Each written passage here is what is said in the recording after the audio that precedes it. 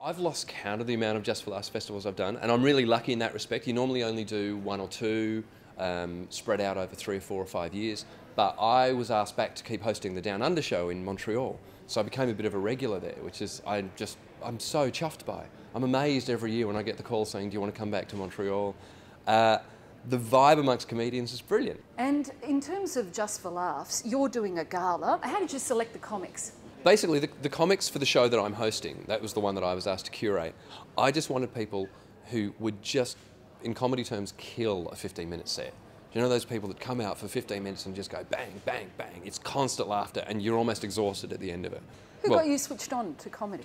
When I was a kid, I got switched on to comedy by Bill Cosby first. And in fact, I saw him in Montreal 3 years ago, and just went, I'm sitting in a room watching Bill Cosby. I never thought that would actually happen.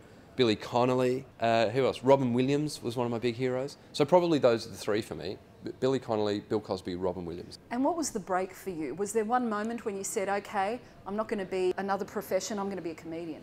I was working in radio as well as doing stand-up. I started doing stand-up, and then I started writing for radio, and then I ended up hosting a radio show in Adelaide. And I was just at the point where I kind of had to choose between the two. And I met Billy Connolly backstage at a gig, and "Oh, what do you do?" And I went, someone said, "Oh, this is Adam, he works in radio." And, "Oh, right." And I said, "I'm actually a stand-up." And he went, "Oh," and like his whole face changed. He went, "Never stop doing it. Just do it. You'll love it. It's the best job in the world. You'll hate it, but you'll love it."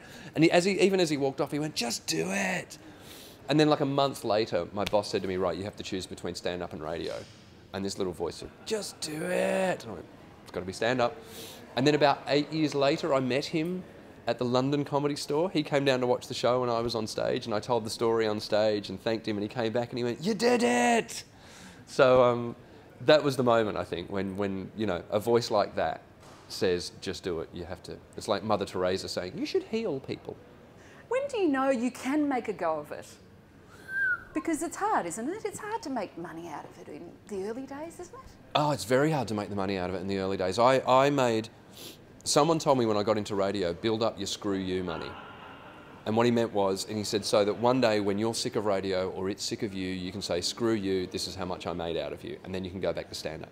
So I did. And I didn't buy a house, I didn't invest it in anything, I just kept it there. And then when I went back to stand-up, it took me maybe a year to go through it all. And at the end of the year I went, well, that went quickly. And it was just at that point stand-up started to pick up. And so, building up your screw you money was the best advice I got, I think.